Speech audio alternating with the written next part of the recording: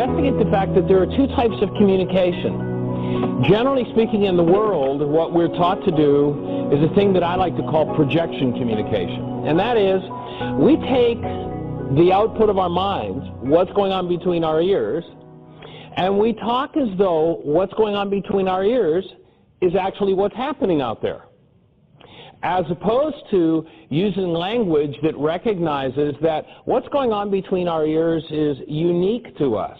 It belongs to us. It belongs to no one else. And to just give an illustration of that, I'm going to do a piece of art. We've actually done this in a couple of other workshops, but this illustrates the point for us, and that is, if I draw a drawing here, many people look at that drawing and recognize it. And what they'll recognize it as is anything from a Volkswagen to somebody peeking over a table to Kilroy. Oftentimes we'll get people who will look at that and say, oh, well, that's a two-door igloo. And my offering is that what that is that's lines on a board, and that's all. The meaning of a two-door igloo or a Volkswagen or someone peeking over a table or Kilroy comes from the content of the observing mind. So when this person looks at these lines on the board, depending on the content of their mind, that framework will resonate or cause brain cells to fire. And when brain cells fire, information that is internal to us fills in and gives meaning to this framework. Now, if we took someone from the jungles of Guatemala, this person has never seen anything more complex than a dugout canoe, and we showed them these lines on the board, how long do you suppose it would take for them to figure out that that's a two-door igloo? What teaching would you have to do? What experiences would you have to give this person from the jungles of Guatemala to get them to even conceive of this possibly meaning a two-door igloo? We have somebody who lives in a jungle setting in a subtropical region of the world. They've probably never seen temperatures go below 70 degrees. They've never read a book. They've never seen a television. What is this thing that comes from the sky you tell us about that comes down in white flakes? And when it lands on my hand, it is what I know as water. What are you talking about? I mean, how are you going to explain that to the person from the jungles of South America as you attempt to explain a two-door igloo? And then, how are you going to explain to this man that there's actually a place in the world where a wave jumps up out of the ocean and it is so cold that that wave actually freezes in midair, solid, takes what he knows as a liquid water and turns it into something solid. And that something solid, you're going to find a way to saw this water, to cut this water into blocks, and build a structure that people can live in. Water turned solid, and you live in it. How is this guy ever going to make any sense of that? Well, what you're going to have to do is you're going to have to give him information. You're going to have to help him to build brain cells. And when I talk about building brain cells, I'm not talking about building new physical structure. I'm talking about putting information into that structure. When you look at that and go two-door igloo, you have that information already in your mind. You have all the files that it takes, and they'd be pretty significant when you really recognize how many files have to fire simultaneously to give you the idea of a two-door igloo, and how much work you're going to have to do for this fellow to have the brain cells that can even start to conceive of a two-door igloo. So in order for him to hold that meaning, he's got to have that content. When we look at communication, in order for any mind to hold a meaning, that mind has to have that content. And once a mind has that content, if that mind utilizes projection communication, i.e., if I said that is a two-door igloo, there's nothing there about an igloo. The words I'm using describe an interior reality that I hold as a possibility for that framework. Now, let's imagine for a minute that our two-door igloo is a very sensitive being, very sensitive person. And I hold, let's say for instance, maybe I was an Eskimo and life in the igloo was very painful for me. And so I start to describe all of the experiences that an igloo means to me, all of the content that I have, but I use words that make everyone around me think that everything I'm experiencing inside of me is all the fault of the igloo. And this sensitive igloo goes, "What, you're blaming me for all of that pain? But I had nothing to do with it." When we utilize projection communication, we use words that attempt to say that the content of our mind must be about someone else. And once you recognize how this mind works and the role that words play in it, what you'll recognize is that the words that you use to describe the content of your mind are describing the content of your mind. The minute you insist that those words must be true about someone else, and that someone else doesn't hold that as true about them, you're going to end up with a conflict. And chances are you'll put an end to communication in that situation. Our objective with this workshop is to assist people to be able to open their communication. When I can use what we'll describe tonight as responsibility communication, I'm going to use words that represent to whoever I'm speaking the reality that I understand that I am describing the content of my own mind, and that my communication is about taking the content of my mind and intact getting that meaning into your mind. We're going to describe that as communication. That's going to be our definition. And when you decide that you really want to communicate, I would offer that needs to be your primary goal. I hold a reality that belongs to me.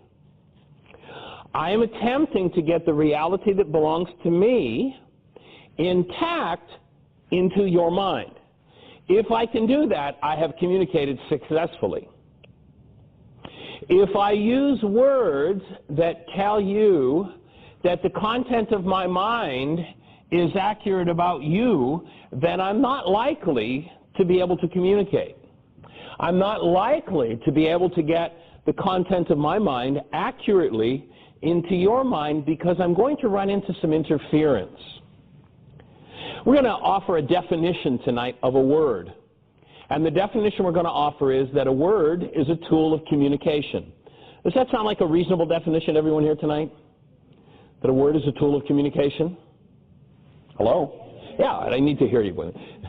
And when we use words, is it reasonable to assume that those words are indicative of an interaction between two or more people?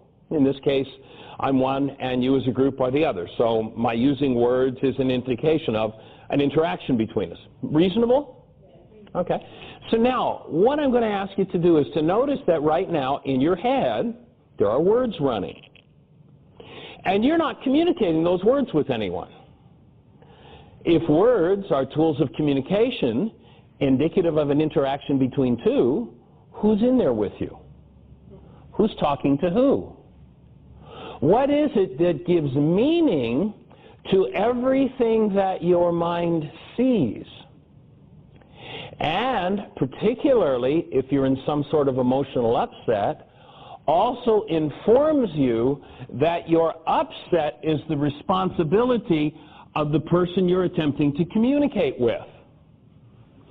And I would offer that your reality, that is the output of your mind, is your responsibility and your responsibility only. If you attempt to communicate to me in a way that indicates your reality must be true about me, let's say I've done a particular behavior, and you insist that that behavior means something, your insistence that that behavior means something really means that if you did the behavior I did, that's what it would mean. But if you insist that when you describe your reality that meaning must be true about me, and I don't happen to hold that as true, and I don't happen to like that, then chances are we're going to put an end to communication. So communication isn't about insisting that someone else agree with your reality. That's a whole different process than communication. Communication is about getting the reality you have intact into the mind of the person that you're speaking to. And there's kind of an interesting thing to do with translations. There's a website you can go in and you can put a phrase into this website and it will translate it into different languages for you.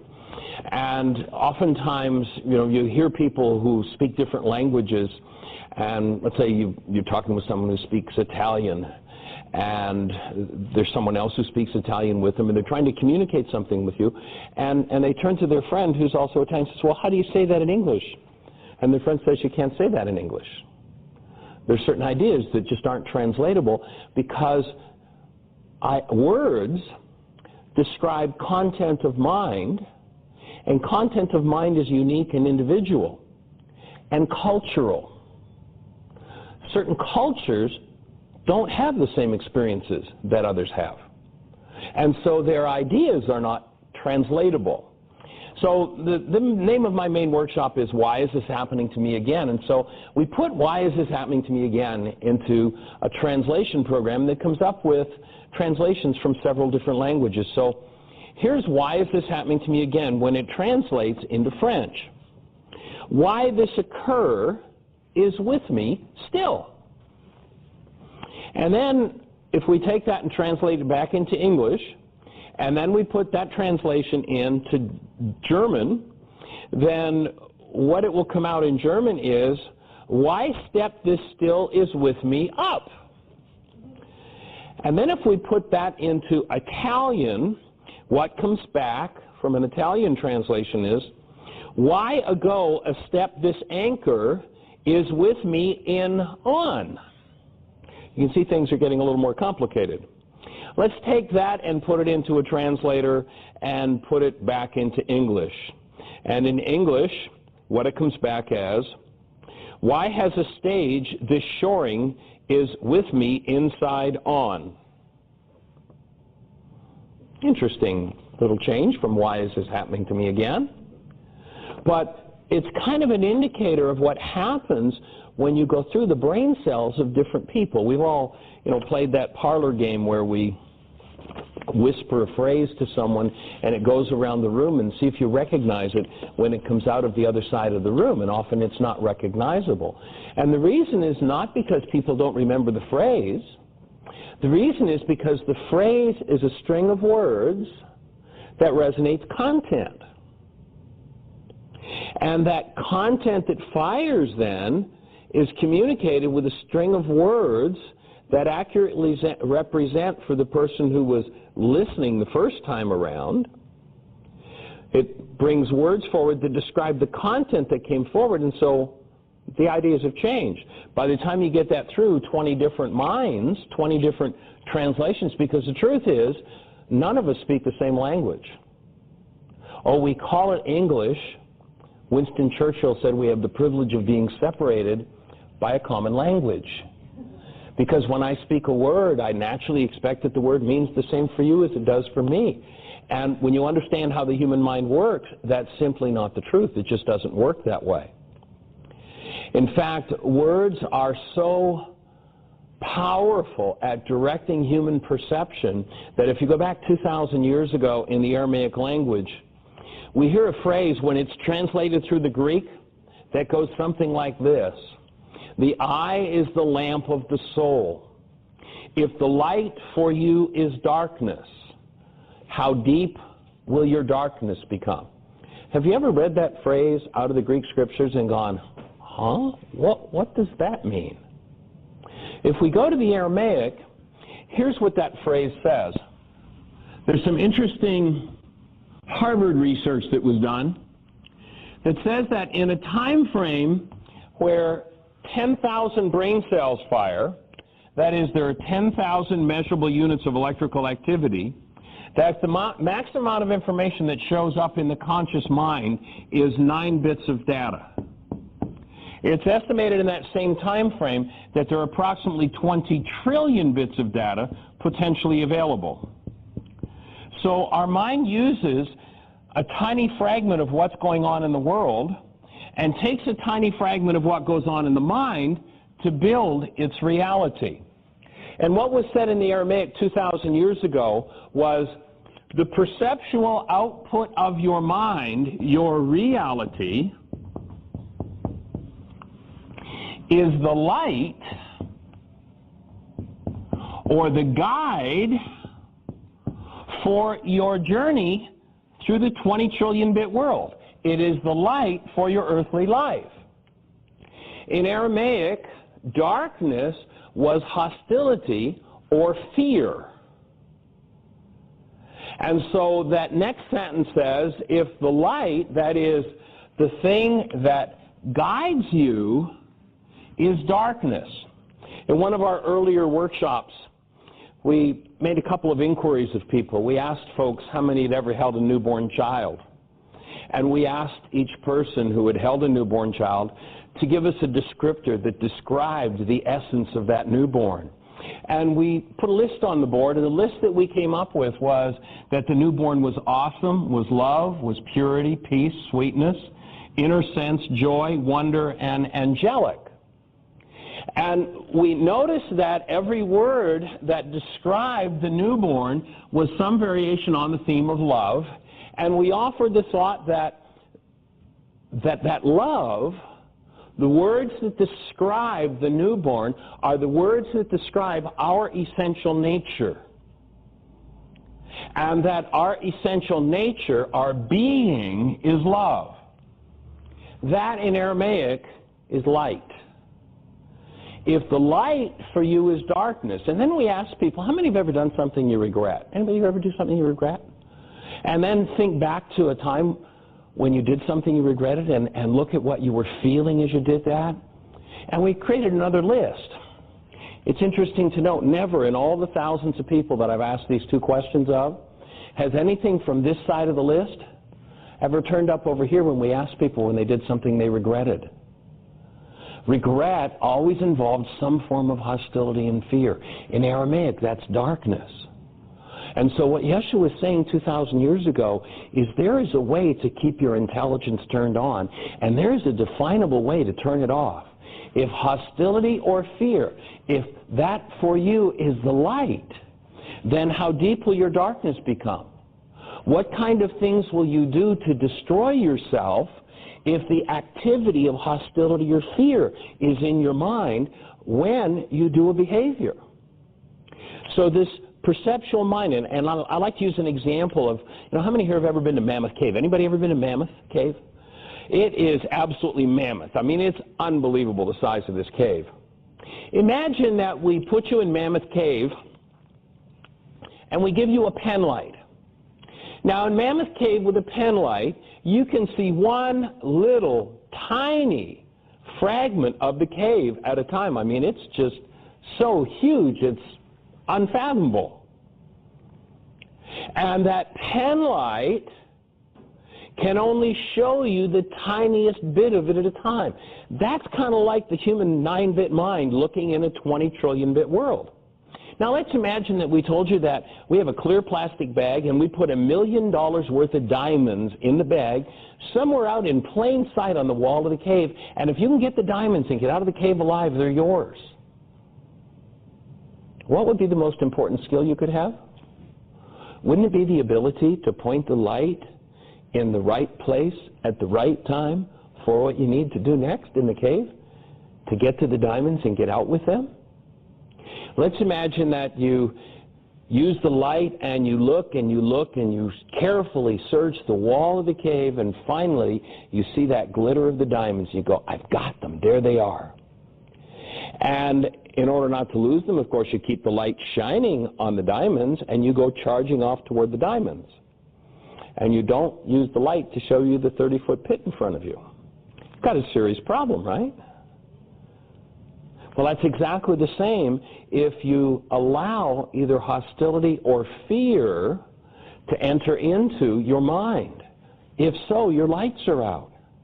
And if that becomes your guidance, then you'll do things you regret. And that's that phrase, how deep will the darkness become? If you want to do real communication in your relationships, in your life, the first thing you need to do is maintain intelligence. The first step to maintaining intelligence is to keep the lights on. You've got to keep love active in your mind. And many people have thought of it as a religious principle when they said to Yeshua 2,000 years ago, what's most important in the law? And it's made to sound like some kind of something that belongs to some old fogies in the desert and, you know, thousands of years ago, and it really doesn't have much to do with us modern, updated people today. But he said the first law was, when you think of an object of attention like the Creator, your neighbor, or yourself, you've got to keep your lights on. You've got to stay connected to love. Because if you don't, then darkness is your guide. How deep will your darkness become if hostility or fear is your guide? So that becomes the first rule to communication. You want to make sure that you stay connected and you keep your lights on. You keep love active in your mind. And Yeshua goes on to tell us about the power of words. In fact, he says that every idle word will be accounted for. Now, one of the things we do a lot in this work, there's a course we do called Laws of Living, and in Laws of Living, we get into a thing we call regulatory speech. And regulatory speech is that the words that the mind uses to regulate our physiology, to regulate our creative process, and to regulate what we see in our world. And so that's called regulatory speech. And the words that people use create such an impact in their physiology, and most people don't recognize that their words have that kind of power. Yeshua gave it so much emphasis that he said, every idle word will be accounted for. Now, when we interact with people in Laws of Living, we actually play a game we call the regulatory peach game. It's kind of interesting how it got the name regulatory peaches. During the Laws of Living course at Heartland, our teaching center, we were doing this course, and there was a woman that was there with her 3-year-old son. The little guy's name was Orion. And Orion was sound asleep on his blanket beside Mom, and for a good part of the day we've been talking about regulatory speech, and Ryan's up and he's coloring and he's listening and he goes to sleep, and finally he's just waking up out of a sleep as we're getting ready to take an intermission. And someone has gone back into the kitchen and brought out a huge bowl of peaches for a snack. And Orion, kind of rubbing his eyes, wakes up and looks over at these peaches coming out and being placed on the food bar, which is in our classroom. And he says, just loud enough, of course, for everybody in the room to hear, "Mom, are those regulatory peaches?" Of course, we've been talking about regulatory speech all day. And so we call it the regulatory peach game. And what we do is we invite people to point out to each other the kinds of words that they use and the kinds of power phrases that they use. When people first start to play that game, they oftentimes become very upset because every other word out of their mouths relates to some form of hostility or fear. And oftentimes we'll see people when we ask everybody's permission, are you willing to play this game? And, oh, yeah, it sounds great. Sure, point my words out to me. But there comes a point where people are like, well, why don't you just let me talk? I can't say anything. You just keep... It's like, no, all we're doing is pointing out your words. And when people use words, they have no idea what kind of power those words have oftentimes. I remember working with a young man from one of the northern states. He had moved to Atlanta. He'd had a lot of challenges with his parents, and like he was out of there. He was not having anything to do with them. And one day his parents called and said they were on their way to Florida. They were coming through Atlanta and wanted to visit with him, spend some time with him. The first words out of his mouth were, my parents are a pain in the you-know-what. The day his parents arrived, he got hemorrhoids. The day his parents left, his hemorrhoids left. That's the power of our words. Watch how you communicate with yourself, and that your communications toward yourself come through a mind with the lights on, where love is present. Because when you utilize hostile and fearful power phrases toward yourself, you can be creating things in your life that you really don't want to create. You can be creating things in your life you really don't want to create. And once you recognize that, then you start looking at those power phrases. Because what we know is we live in a world of energy, we don't live in a world of matter. And in this world of energy, the energies that we engage in determine how our world unfolds around us. For instance, if you watch people whose power phrases are things like, I can't stand that, what you'll find is people who end up with foot and leg problems. I can't stomach that. You'll see people oftentimes who have digestive problems. That's a pain in the neck or any other body part. And they end up with problems in that part of their structure because as an energetic system, the structure is always listening and giving a quality to the frequencies we engage in with our thoughts and with our words. There's a cell biologist named Bruce Lipton. We have a DVD called Mind Body Bioenergetics.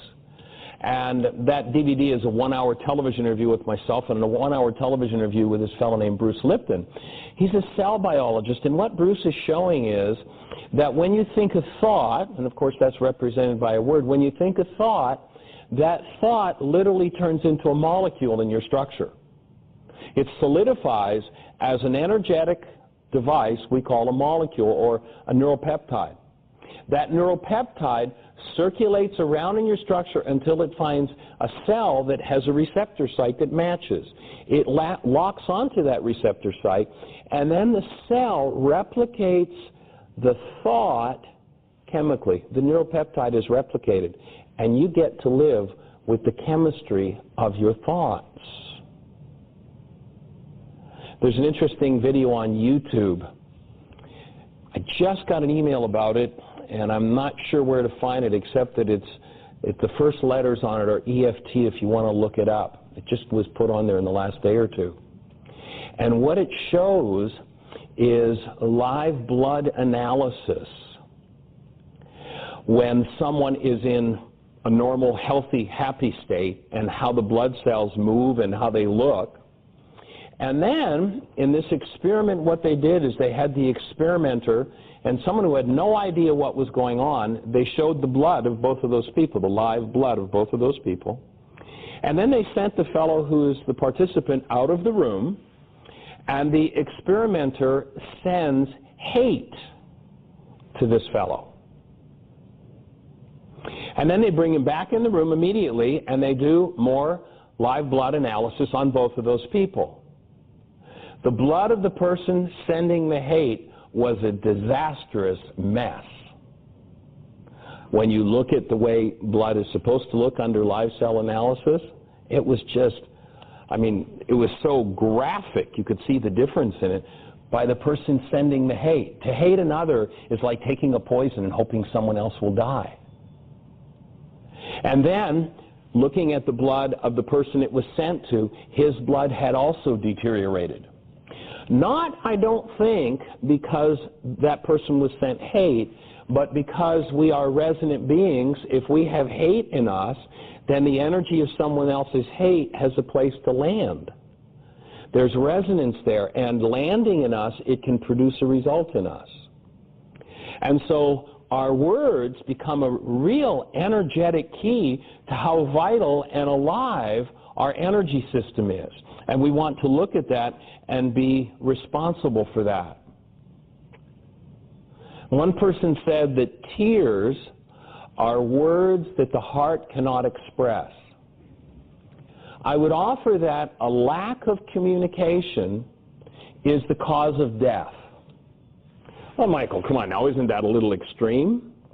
Not when you recognize that we're energetic beings, and when there's something we don't want to communicate about, it's something we have a thought about that is of hostility or fear. It's something, generally speaking, that we don't want to deal with, that we don't want to hide, that we don't want to communicate about. And it creates such pain. And the insight the person had who said, tears are the words the heart can't express, is this body-mind unit trying to warn us that there's something we need to be dealing with.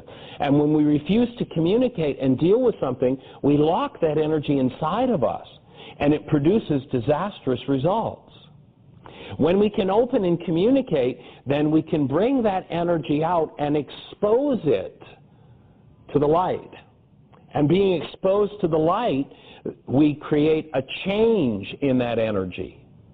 And that change leads to higher levels of health, because when we hold this being that we are as love, active and present in our own thoughts, in our own words, in our own feelings, if there's anything of a destructive nature there that doesn't belong there, what happens is that, pardon me,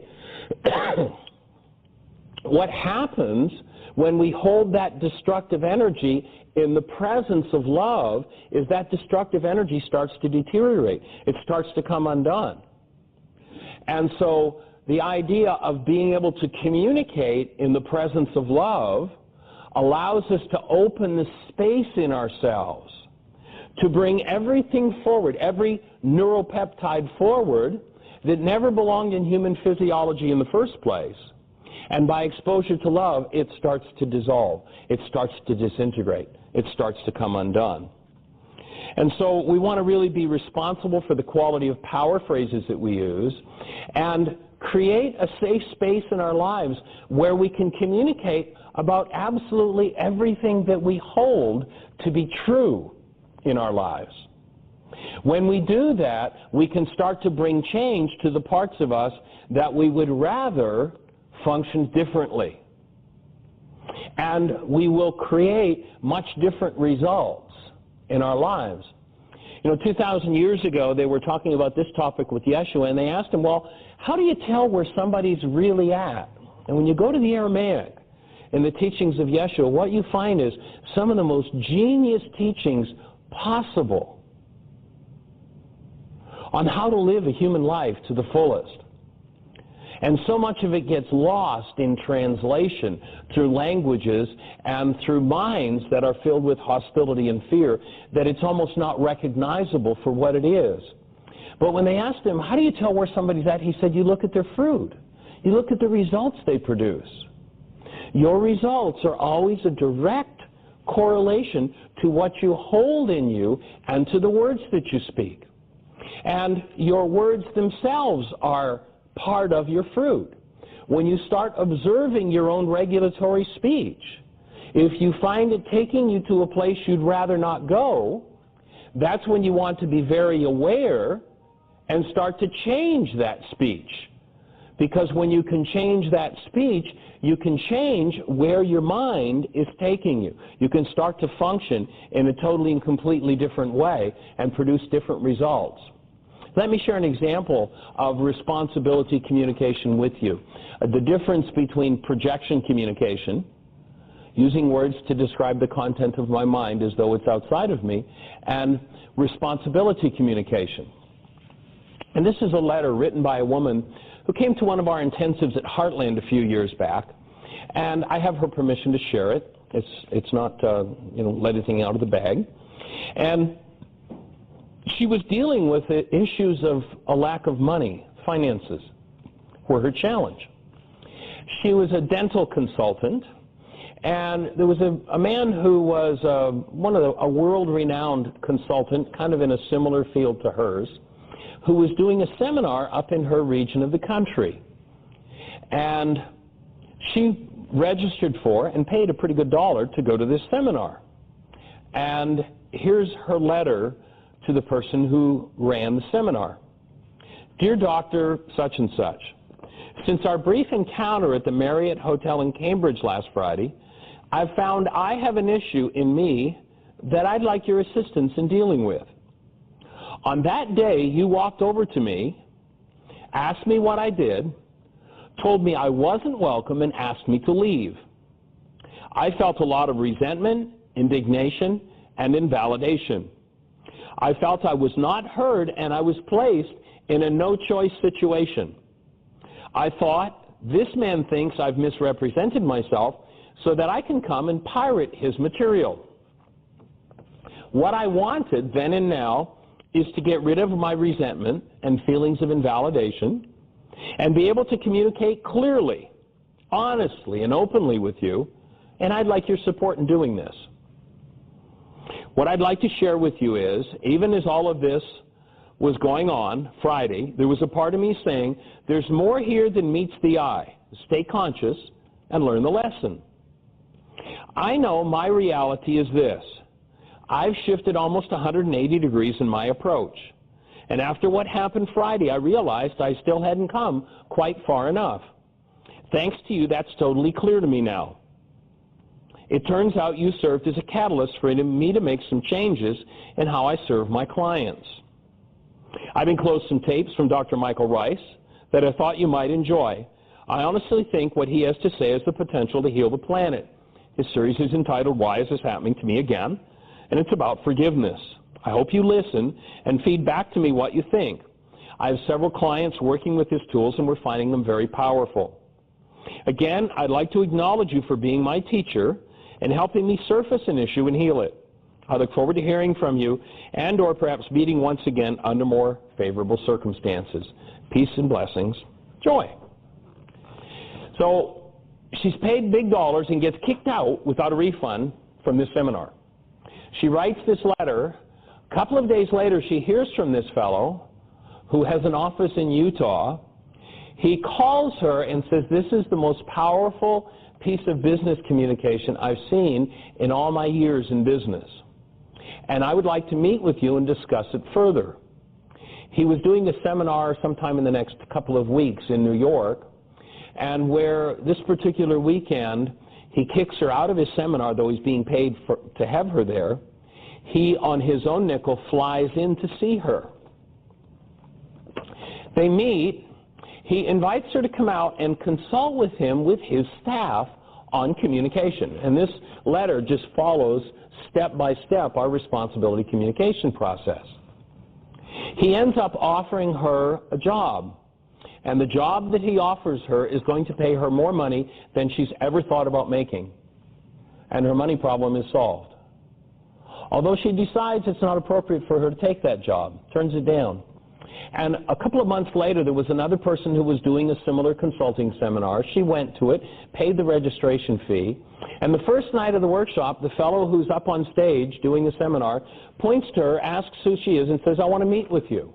They meet, and it turns out, in the same circumstances where just a few weeks before she's getting kicked out, this fellow on Sunday afternoon with a whole room full of paying clients who are all in the dental profession turns his seminar over to her and asks her to come up and speak, and her money problem is solved.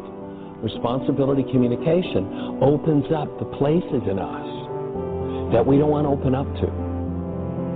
And after we take an intermission, we'll come back and look at just how to do that process. Let's take a short intermission.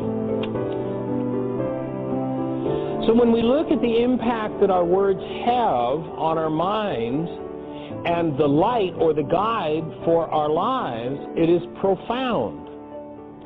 Because the mind, when you're looking at 9 bits of information out of 20 trillion, a potential of 20 trillion, the mind is showing evidence, and the only evidence your mind is allowed to show you is evidence that you give it permission to through your words. So let's use an example. If I live in a world of, I'm right, you're wrong, it's settled, why argue? Anybody ever find themselves living in that world? Now, what you just did is you said to your evidential mind, if I run into a situation where there's a conflict, if I run into a situation where there's a conflict, you are only allowed to show me realities that prove that the conflict is somebody else's fault and that I'm right. So in essence, what I'm saying to my mind is, mind, when you build a reality about me, you go to the file where there's information about being right, and you select whatever information you need. It doesn't matter if it's a total lie. You select whatever information you need to prove that I'm right. And that's the only reality my mind will be able to generate about me. And then, if I'm thinking about someone else, I'm saying to my mind, you go to my file on they're wrong. And you're only allowed to use that data to build a reality about them.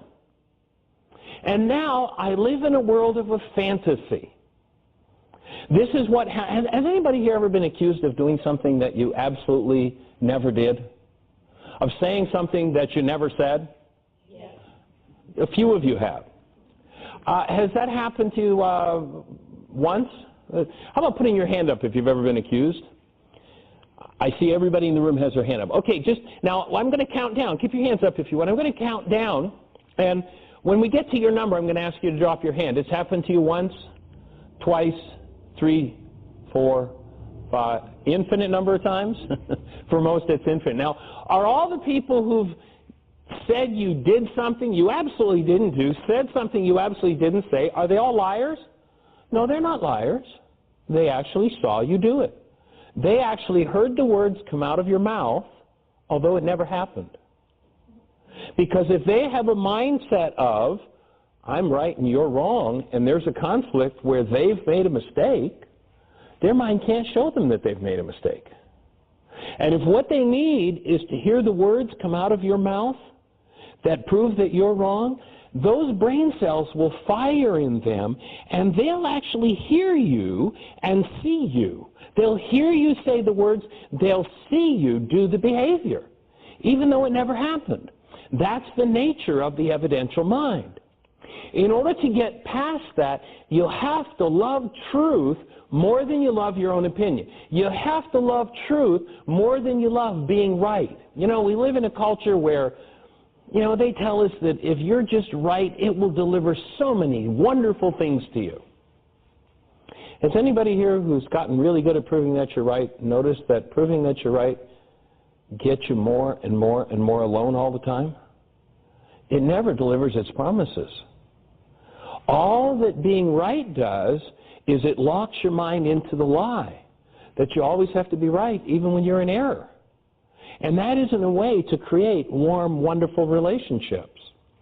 And most people through their communication would like to create warm, wonderful relationships. And so we need to be willing to have a mind that is accurate in what it shows us. And so responsibility communication is about using language and is a system of tools for getting your mind to show you the most accurate data that it has about an object of attention or a situation, and then using words that describe the content of your mind in terms that everybody knows that you know that the content of your mind is about you, that it's not about them. And so that's what we want to look at. One of the things we know about the mind is that it is goal-driven. When you put a goal into the mind produces realities according to that goal. Because what happens when you put a goal into your mind is that you create a stress. And the functioning purpose of your mind is to alleviate that stress. And most people hold as a goal for their communication things like being right, winning, overpowering. And they think that that's what communication is for. And that's not what communication is for. Communication is for exchanging information with others. And when we can do that accurately, then our relationships with others will tend to blossom. When we do it inaccurately, when we do it for other purposes, our relationships will tend to fall apart and fold. And so the first step in responsibility communication is to make a commitment. And that is that I commit. Responsibility communication starts when I first of all commit to keeping the light on, to keeping love present in my mind, and communicating with you. Now, when I set that as a goal, and that goal is more powerful than all the other goals that I've ever held for my communication, then what I will do is I will set a stress into my mind, and my mind will do its best to give me information about what kind of behaviors I need to do to alleviate that stress. Along with keeping love present, it's a good idea to keep the idea of goodwill in that commitment. That goodwill will serve in bringing about true communication in my relationships. So I want to communicate with you about this situation. If you look at that letter that I wrote, or pardon me, that I read earlier, the letter I read earlier from Joy, she says, I have an issue that I'd like your assistance in dealing with. Now, many people in a situation like she was in would be enraged. She was able to own her feelings of upset, but to remember that the goal of her communication was to enlist support in her healing process rather than being abusive toward the person that she felt had been abusive to her. When you set those kinds of goals, and those goals are set with words, then your mind goes to work producing data that shows you how to do behaviors that will carry out those goals. And then you create an invitation. And the invitation goes like this. I have an issue.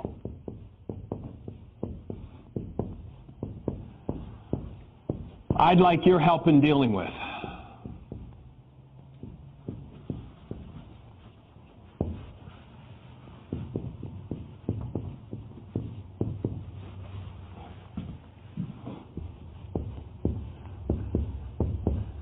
Your help in working through. So you create, first of all, an invitation. You're inviting this person to participate in communication with you.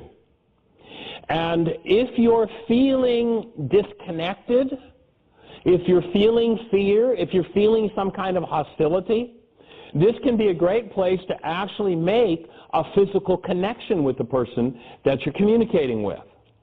So that might look like, you know, I've really got some fear about talking about what's going on for me, and what I'd like to do is just join hands with you and just connect with you for a minute and create a safe space for us to communicate in. Would you do that with me?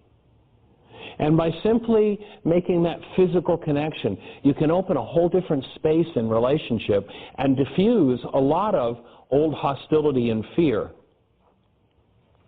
How many have ever been in a situation where you've had a conflict and you communicate about your conflict, and a couple of weeks later you find out that they were talking about a totally different situation than you were? Anybody had that happen? Well, responsibility communication means that you're going to take responsibility for making sure that you're both talking about the same situation. So the second step in this process is to identify, this is step 2, the objective situation. So objective observation. And here you want to identify the situation, not your perception of it, not the output of your mind, but the actual mechanical situation. So you identify the situation, not your perception about it.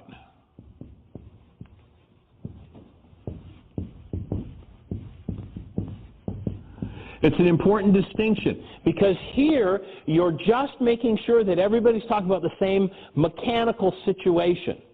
And the way that you do that is you describe the mechanical facts. So what can a camera take a picture of?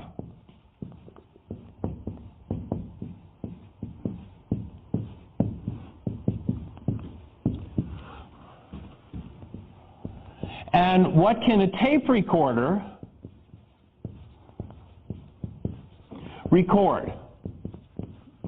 And of course, if you're in a situation where there's a conflict, there are two people involved in the conflict, you want to make sure that both of you are described in these mechanical facts. So you include yourself in the description of the situation. So when you give people the mechanical facts, it's what actually happened rather than your mind's thoughts about what happened.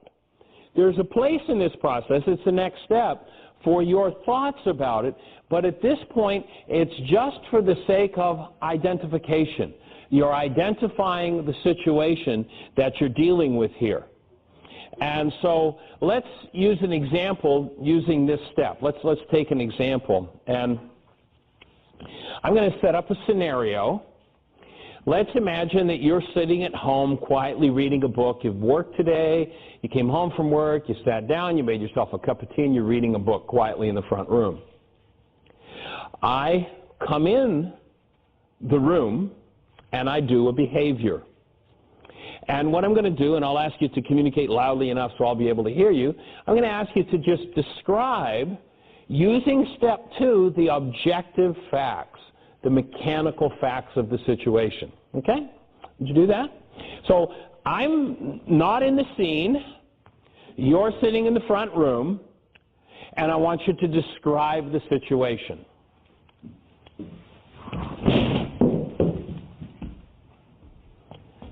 Okay? What just happened? Okay. What else? Violently. Can a camera take a picture of violent? Oh, just a minute. Can a camera take a picture of violent? From one frame of a camera. Here's my arm in the air. Can you tell anything about violent? So that's your thought about it. Now, what you're telling me when you say violent is that if you did that behavior, that would be violent for you. But if you try to convince me that that reality in your mind is true about me, we're probably going to have an end of our communication, because you're going to arouse my who's in there with me. And if I'm the least bit defensive, we're finished in our communication. And remember that your goal here is to get the reality in your mind intact into my mind. To do that responsibly means you're going to have to be responsible for the output of your mind. A camera can take a picture of violent here. Make sense? So I threw the eraser, yes. And then someone else said? You had a mad look on your face? I had a mad look on my face. Now, can the camera from one frame of the picture, can you tell whether I was mad or whether I just got the news that I won the lottery? Can you tell? Can't do it. Mad, what you're telling me is if you had that look on your face, that would mean that you were mad.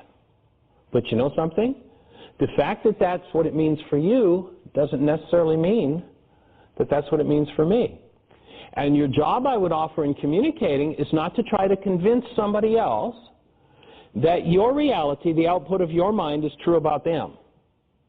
The objective of the communication is to just get your reality intact into their mind. So you might be able to say, my lips were downturned. Camera can take a picture of that. That's a mechanical fact. But when you interpret it as mad, you're telling me something that's not objective. At this stage, we just want the objective facts. Does that make sense? Okay. Anybody else? What just happened? You left a mark on the board. I left a mark on the board. Okay. I made a loud noise. Okay. Anything else? Anything else that needs to go into the picture to use step 2 in describing what just unfolded? You walked away without picking it up. I walked away without picking it up. Okay. I dispelled the piece. Can a camera take a picture of that? Can a tape recorder record that? No, no. That's not a mechanical fact. That doesn't belong at this stage in the communication. You know, what you're telling me is something went on inside of you as a result of what took place. But you're not going to get very far in pretending that's a mechanical fact, because it's not. At this stage, we just want to identify the mechanical facts of the situation so everybody's talking about the same situation. There's one other piece that's missing in using step 2. Anybody know what it is? I didn't say anything, right? What else? You put your hands in your pockets. I put my hands in my pockets? More important than those things, though. Remember we said, you know, if there's an issue here you want to communicate about, it's going to be really hard for you to convince me that you're doing responsibility communication when you tell me all about me and you're not involved. You didn't talk to me. Okay? But you haven't involved yourself yet. The mechanical facts include, gee, I was sitting in the front room reading a book. Now you're involved in the situation. If you've got a conflict with somebody, and your mechanical facts are all about them and what they did, you're not going to get very far in doing responsible communication. You need to involve yourself in it. So in essence, the mechanical facts are, I was sitting in the front room reading a book. You came in. I noticed you had a chalkboard eraser in your hand. You threw it and it hit the whiteboard. You put your hand in your pocket. You turned around and your lips were downturned. They were the mechanical facts. That's all. Does that make sense for this stage? And again, there's room for the issue and your perceptual reality, but at this point, we just want to get the situation identified so that we're both talking about the same thing. Okay? Then comes step 3, and in step 3, you get to the subjective observations. And here is where you start to describe the content of your mind.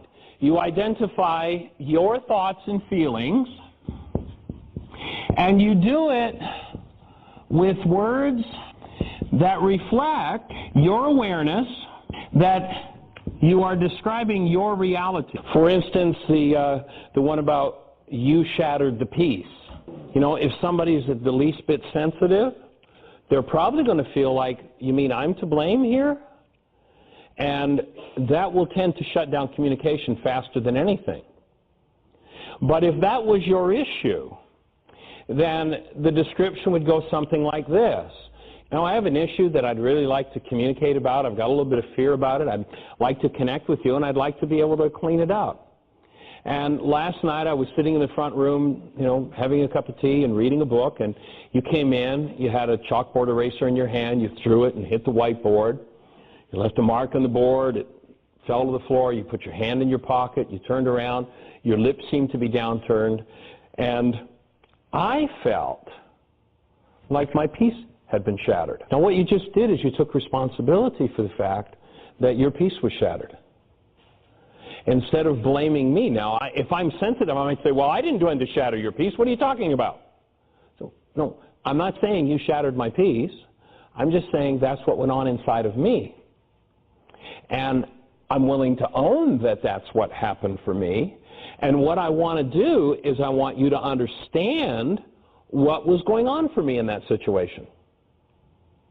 Or maybe it was, gee, you know, when I saw you come in the room and do that, I thought that you were